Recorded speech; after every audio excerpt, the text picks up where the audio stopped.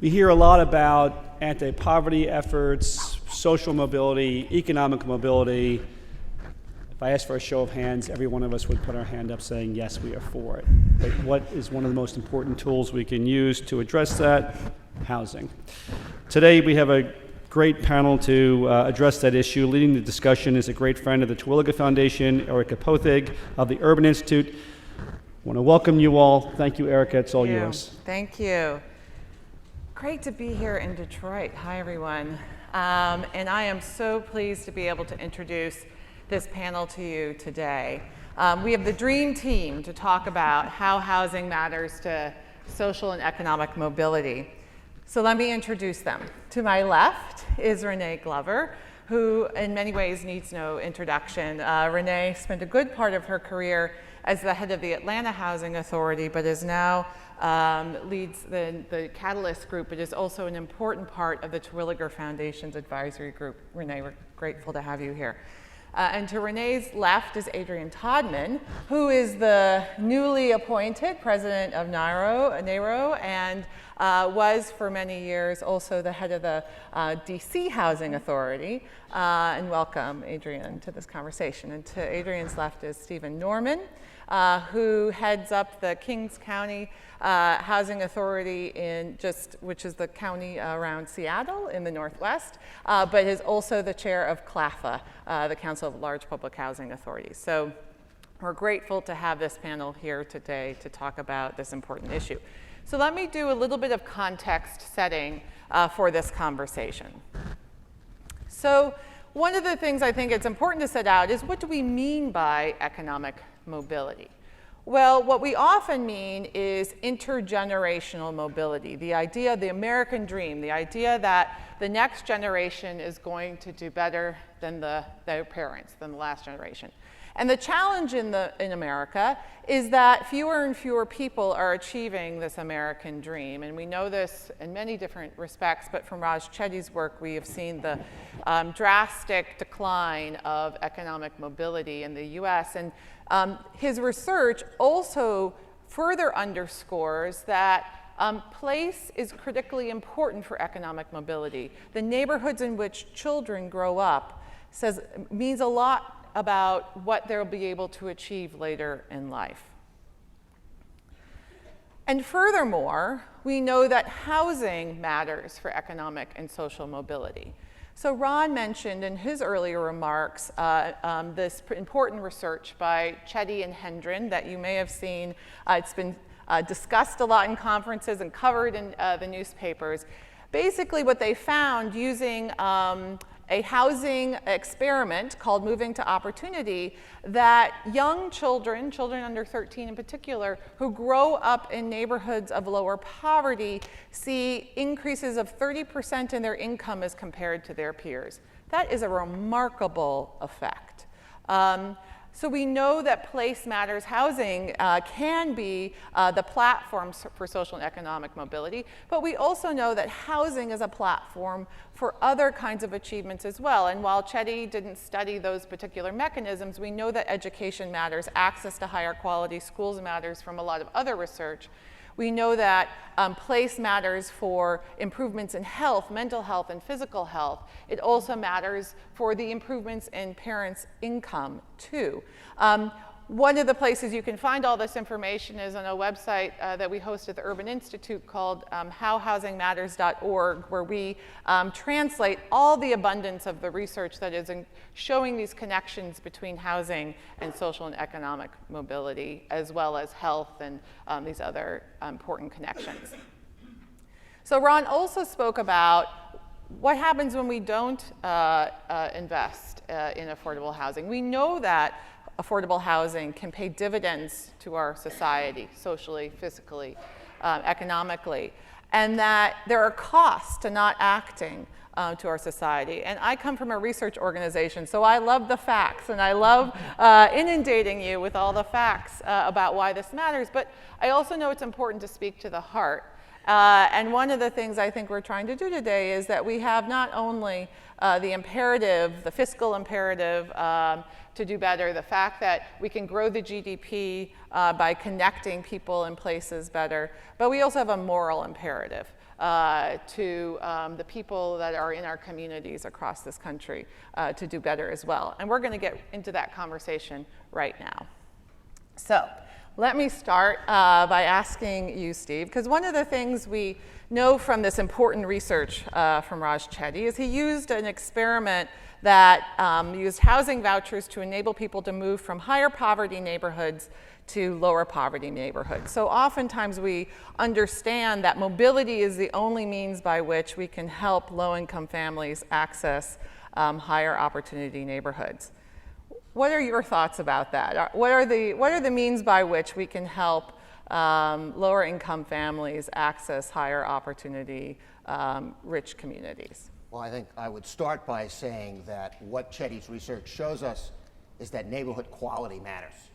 And I'm struck, you can't help being struck, coming from Seattle, listening to the challenges and the strategies here in Detroit, hearing about Fresno, that every market is local, and you're going to have different strategies in different locations.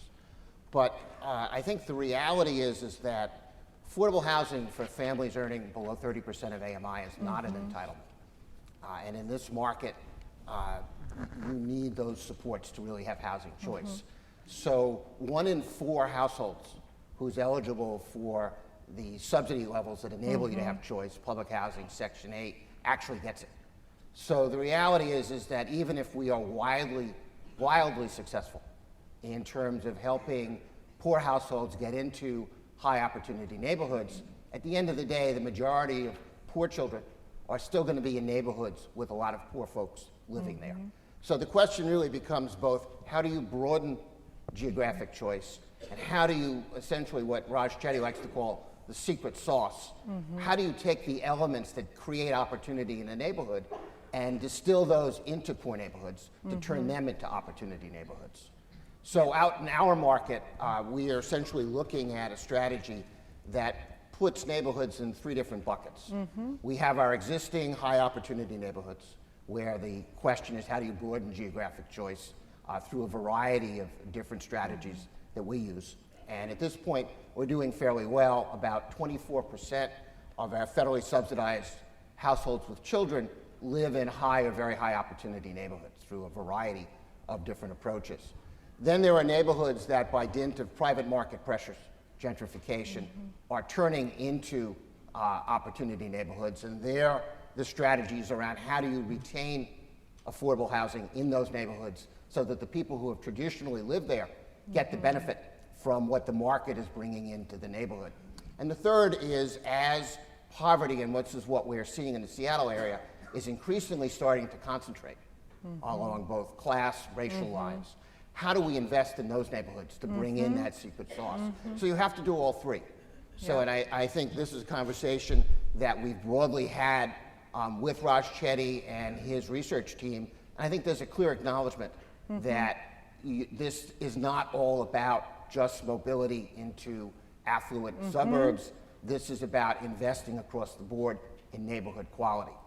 What we're doing out in Seattle on the first issue, which is getting folks into affluent suburbs, we've got a number of different strategies that we're currently employing.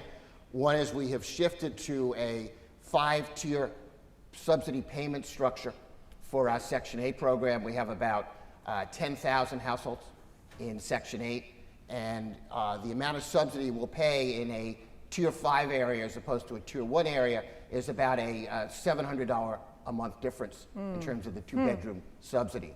So it's a multi-tiered, zip code-based system that walks away from the regional FMRs, which traditionally had the Section 8 program, overpaying in poor neighborhoods and not providing the economic tools you needed to actually get in and rent in other neighborhoods.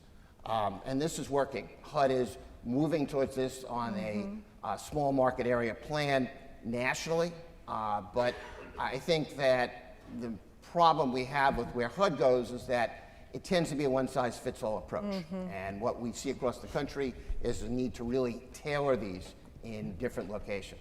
The other thing we're doing is we are employing site-based strategies in affluent neighborhoods. We've bought up about 7,000 units of workforce housing, typically the Class B multifamily 100-unit plus, and we both project-based Section 8, and we're also a accepting landlord for tenant-based Section 8. And as a result, 20% of these units, and these are in places like Redmond and Bellevue, high-end, high-tech, Seattle, Silicon Valley, 20% of these units are now occupied by Section 8 households.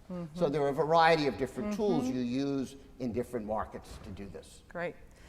So I want to come to you, Renee, because you really led the nation in demonstrating how to do more of these kind of site-based strategies. And how do you reflect on this connection between housing and economic mobility? Well, you know, this is really, I think, a great time to be thinking about these issues because, as Maya Angelou always said, if you know better, you do better.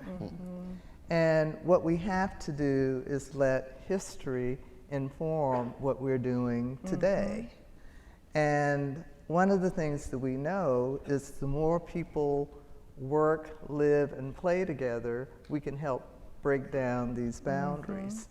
And I think one of our biggest struggles is that the people who were trapped in so many of these concentrated poverty areas, these were not communities created by these families. This was a direct legacy of Jim Crow. The good news is that we've gotten past that, so then the question is, how do we build bridges from there so that we are creating communities of opportunity? And it's got to be both using vouchers to access opportunities, but also using strategies like mixed use, mixed income communities so that people across the entire income spectrum are living, working, and playing together. And when we did the Hope 6 program, we found that, you know, you're always looking at, well, what were the disruptors? And so the disruptor here was introducing market rate families into these areas where they had never been before. Because unfortunately, common sense often goes out the window when you're talking about trying to serve very low income families. But when you introduce market rate families, all of a sudden, the question of what's the quality of the schools? Now, in real estate, it is axiomatic that if you have a great school, you have a great neighborhood. But if you don't have a great school, you will not have a great neighborhood. So the quality of education matters to everybody. And the great news is that the research, the data has shown that all kids, both well off and not so well off, do well in those environments because that's how our society is organized.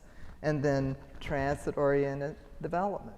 Well, of course we want walkability because there are no new roads being built because we've run out of land, and people want to spend their time, quality time, being near the education centers, the social centers, and what have you.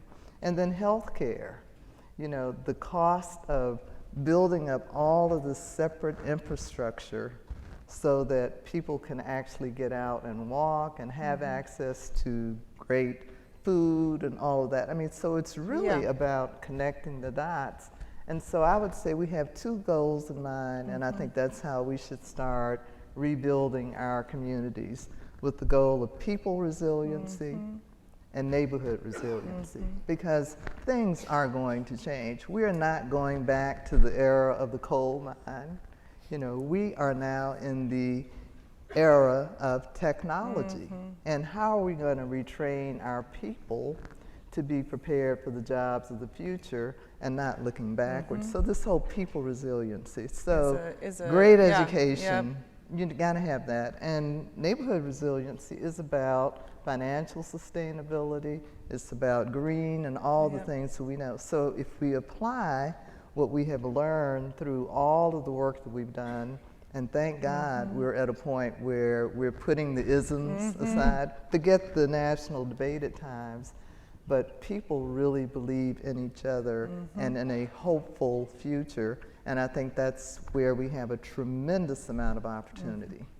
Adrianne, is that what you see or have seen through your work in DC, which has gone through, I mean, when I think about DC, even 20 years ago, 10 years ago, it wasn't so optimistic, right? And we were in a city today that is, you know, maybe shared some of those same common characteristics. What have you observed? So I've been very privileged to have run a very large voucher program, but I was also at HUD when Hope 6 was birthed. And so both tactics are equally important in terms of what we do.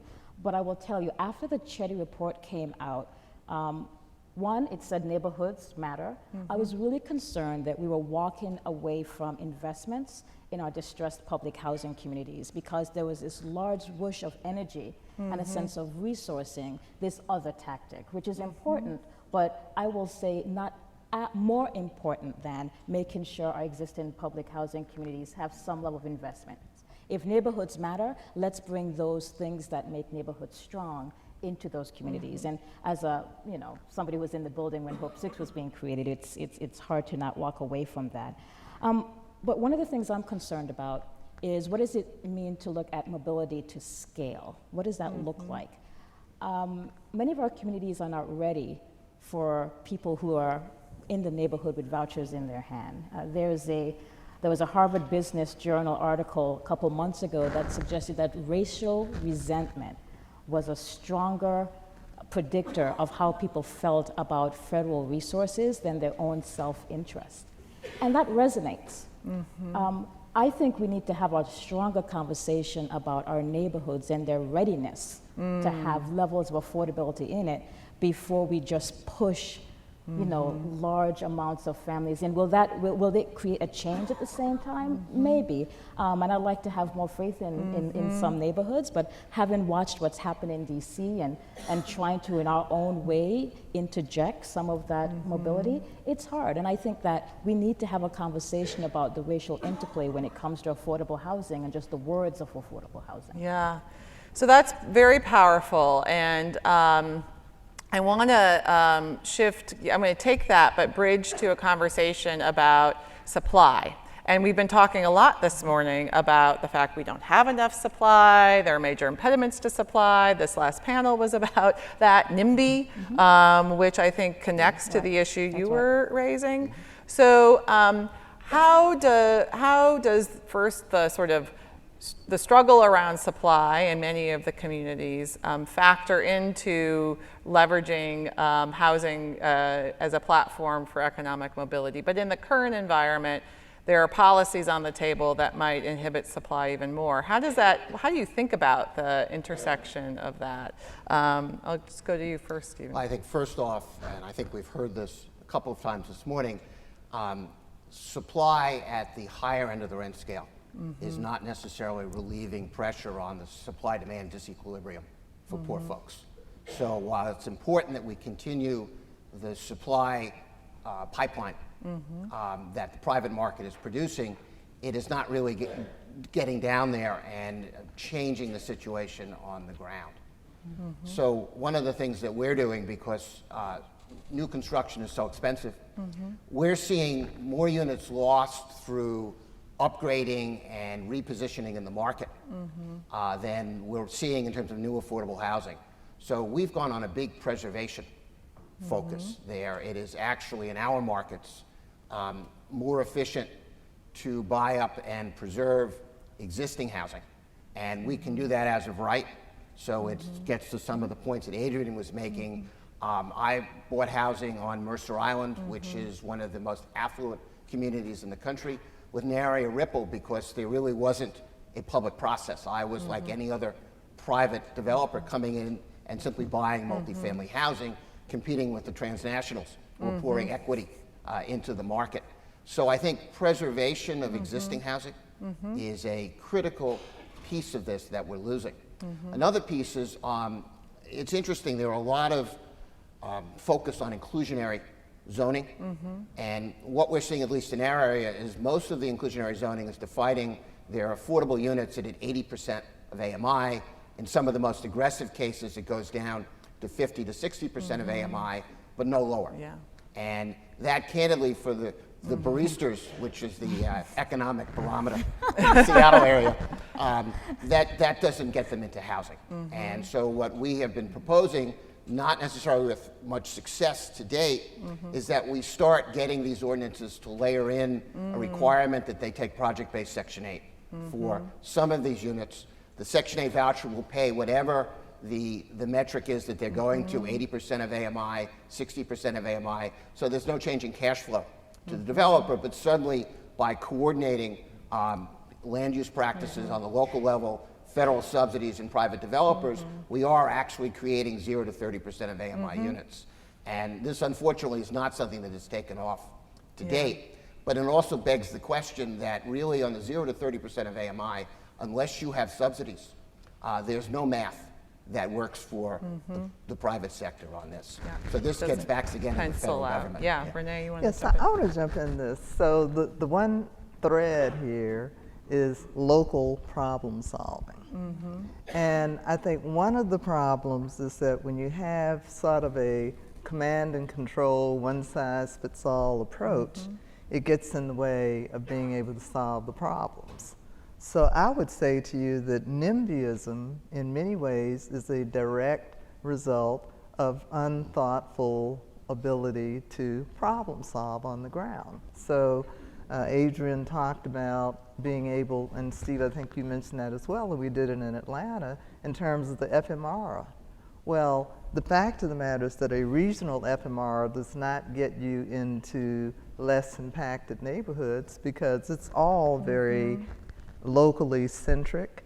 And so being able to go into a neighborhood and not overpay in some, but pay more where there are more opportunities. So having that flexibility, using the project-based rental assistance. And if we need to invest in families in terms of coaching and counseling, and again, strengthening people resiliency, I think that's what we have to do. And I would say that often the NIMBYism is directed at the regulation that says, you know, here we come and we're going to do it this way, as opposed to working with the families. And I keep this in mind, and which is what keeps me hopeful, is that I remember when we were on the front end of the civil rights movement, the thought was we would never have integrated neighborhoods.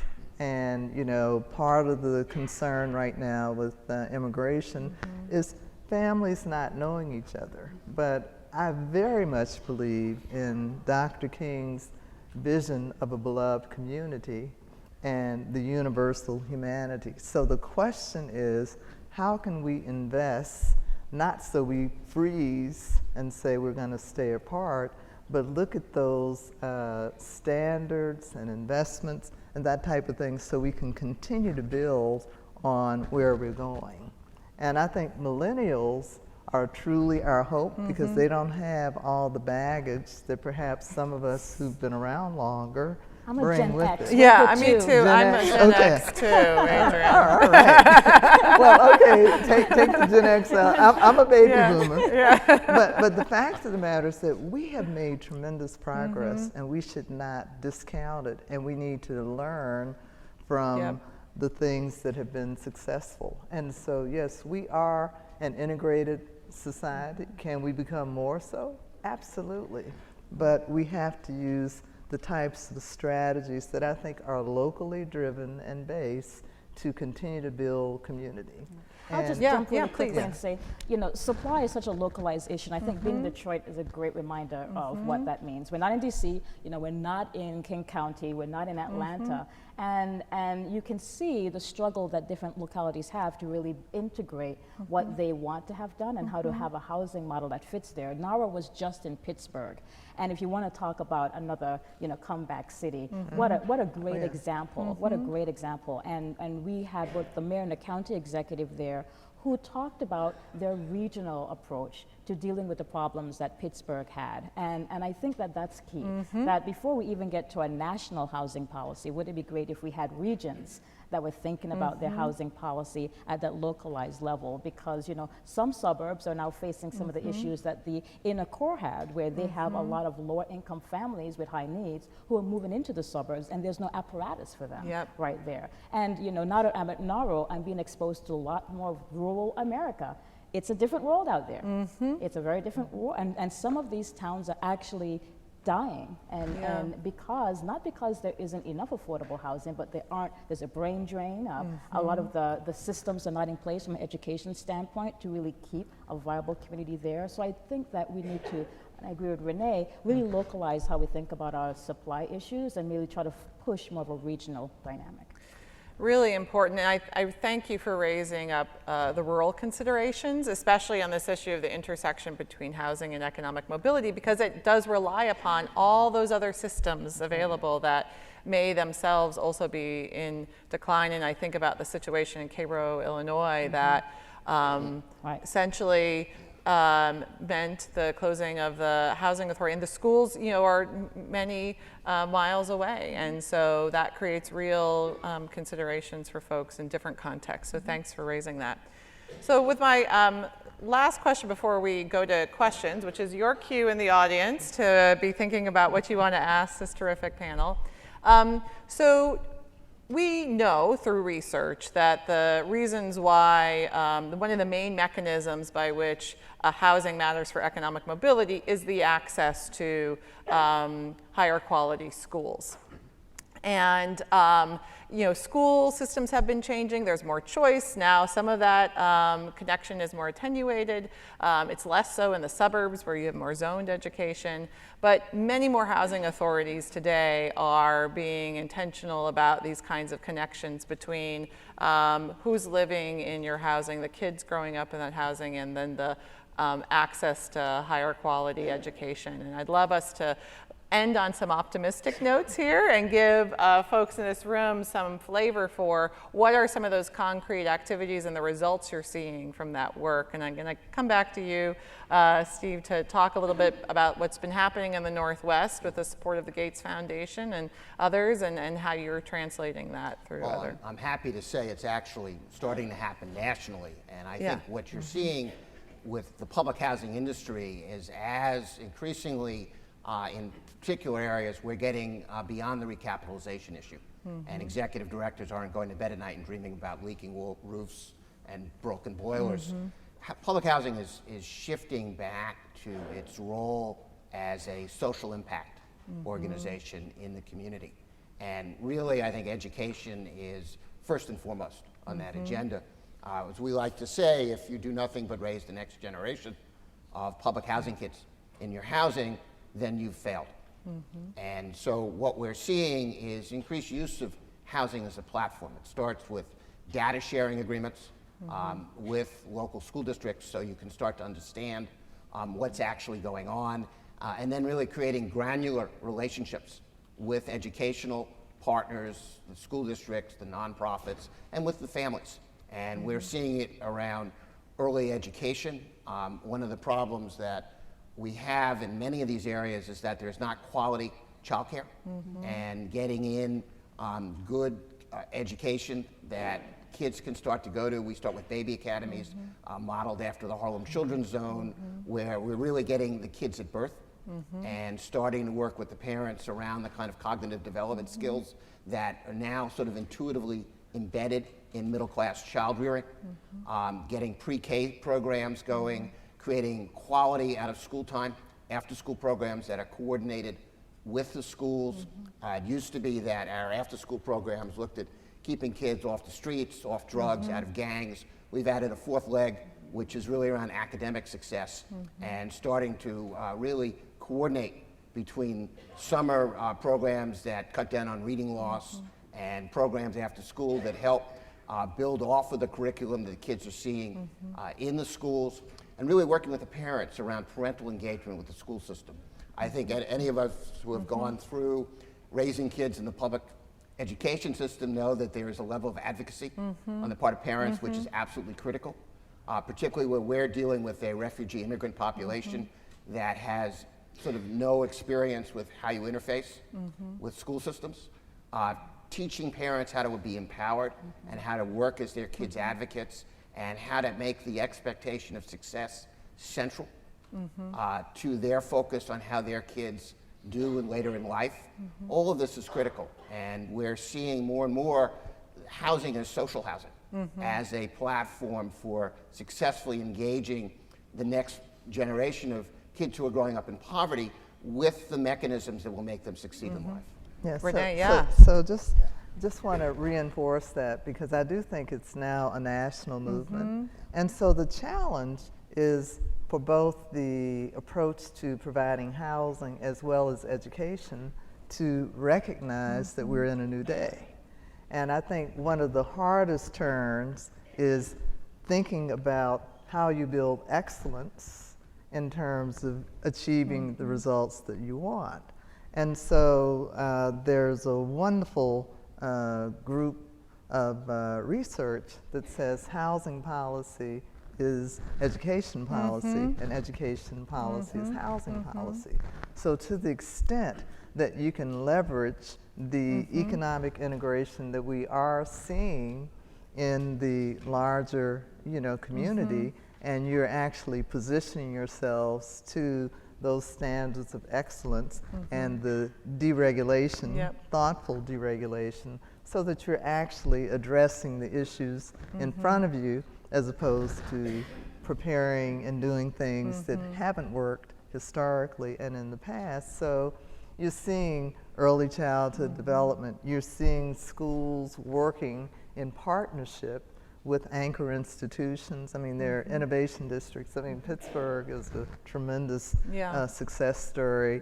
We have a great success story around Georgia Tech and Centennial Place, which is the first community that was repositioned as an economically integrated school. And then purpose-built communities, one of their 4 pillars is education. So it doesn't always have to be charter, but if charter helps as a better governance approach.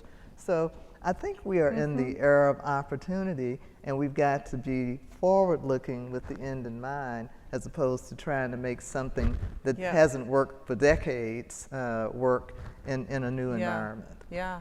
Adrianne, I'm going to give you the last word. One of the things that excites me about affordable housing is that it has a whole continuum to it. So you have affordable housing just for affordability's sake. You have affordable housing as a safety net, but sometimes you need affordable housing to be the trapeze that takes the family from one part of the tent to the other.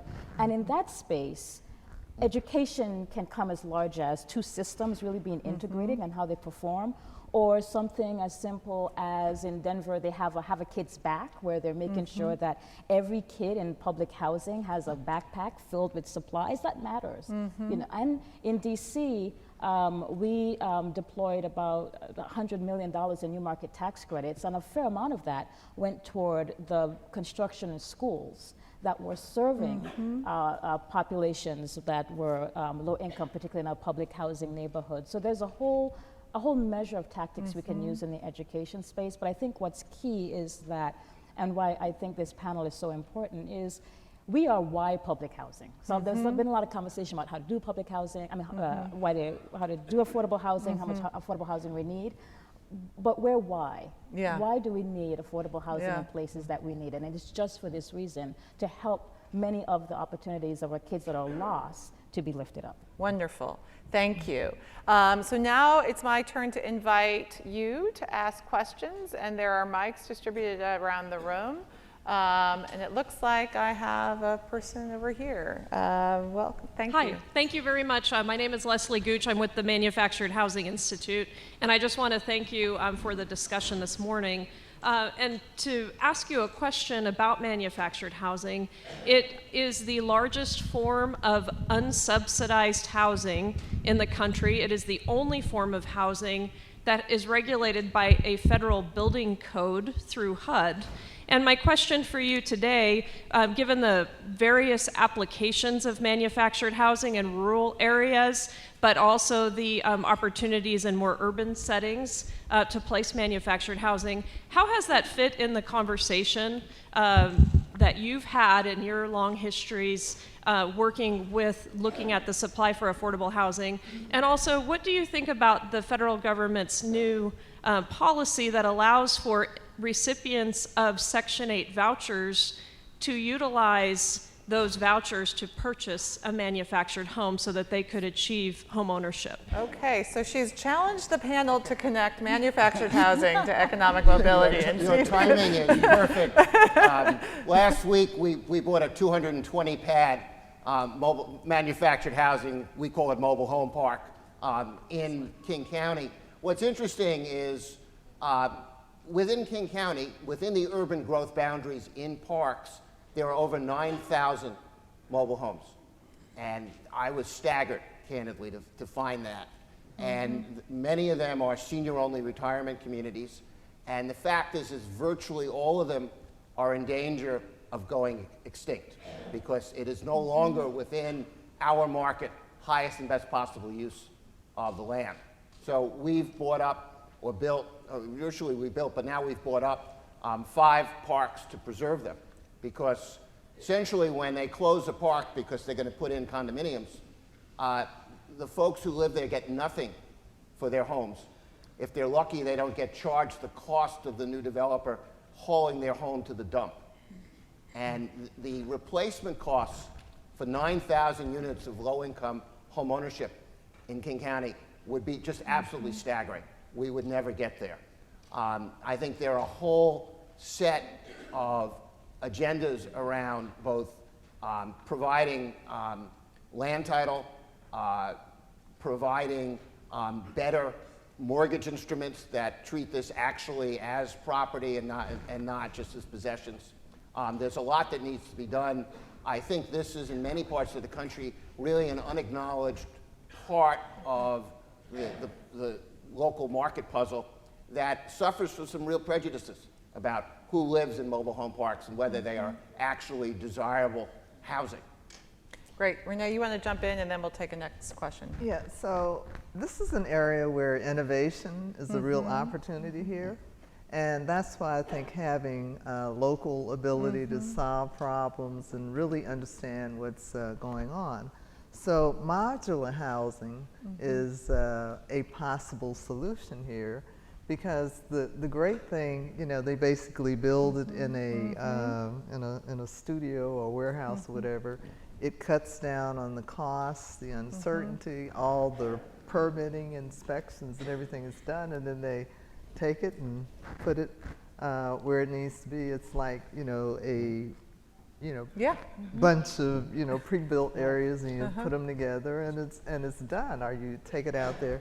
That works in both single family as well as multifamily. And a lot of the research that's going into it is making those homes more resilient to hurricanes and that type of thing. So as we are experiencing the impact of global warming, I think there's opportunity for innovation. The challenge is trying to get the costs down where it's actually competitive or comparable, and there may be ways of doing that.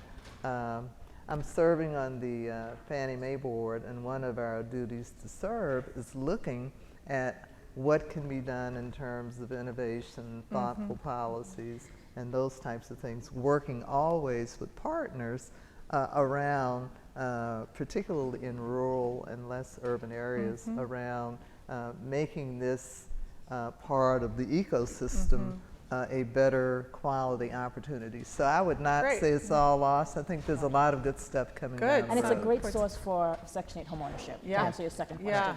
Thank you. Good, great. Looks like Chris Herbert. Yes. So this is a great panel. And this morning I said, you know, we have an income problem and a housing problem, and the income problem is not housing policies concern, but this panel reminds us, in fact, it is, because housing policy provides an opportunity to be a platform.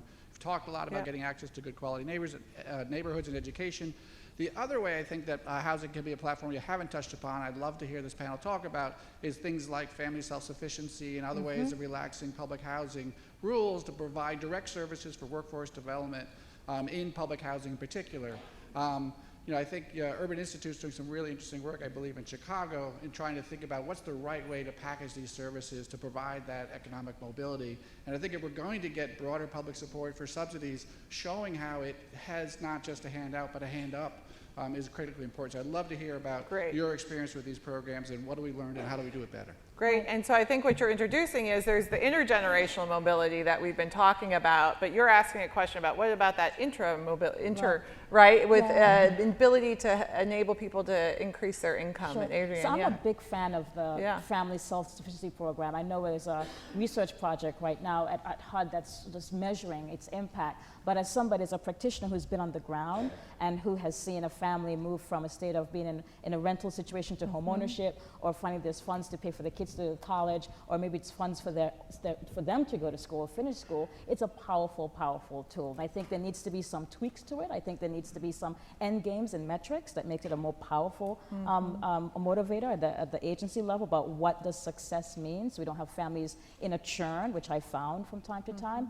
But it's a great program. And Section 3, which I know is something else that's come up in the past couple months or so as another tool, is a powerful tool. And I know that there are ways that it has been less than perfect because of its application from a cookie cutter standpoint. But I found that if you are able to negotiate jobs and training with your contractors in a polite and organic way, it's great, and it provides a direct track for families who get training to actually then have a platform by way of a job to actually do better for themselves. So I think that those two programs alone, if perfected, would be a great source of So I'm going to give a 20-second answer.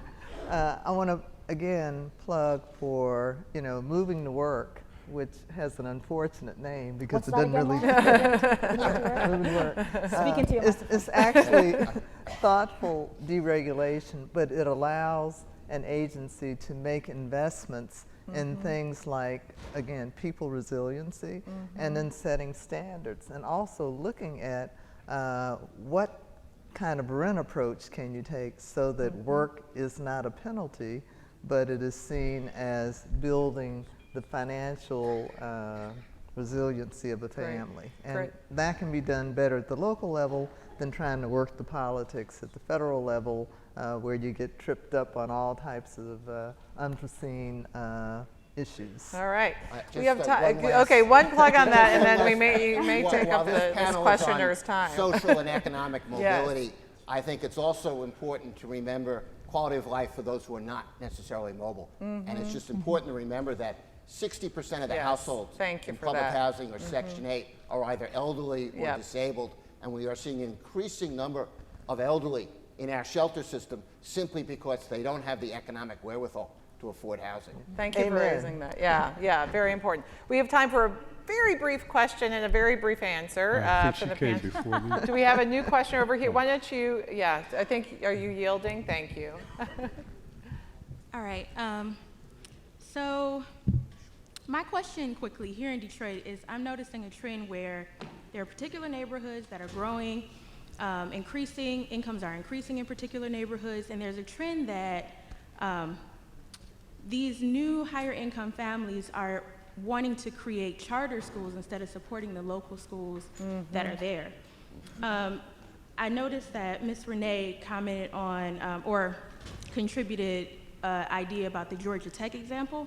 I was wondering, are there any other local examples that anyone can include or any experiences that they have had where instead of creating new charter schools, are there any opportunities to support the local schools that are there? Yeah, great question. And I'm going to turn to Renee, Adrianne for a very quick answer on that, because I think DC is a very good example. DC has been an amazing laboratory for that. I mean, about 40 to 50% of the children in DC that attend public school go to charter schools.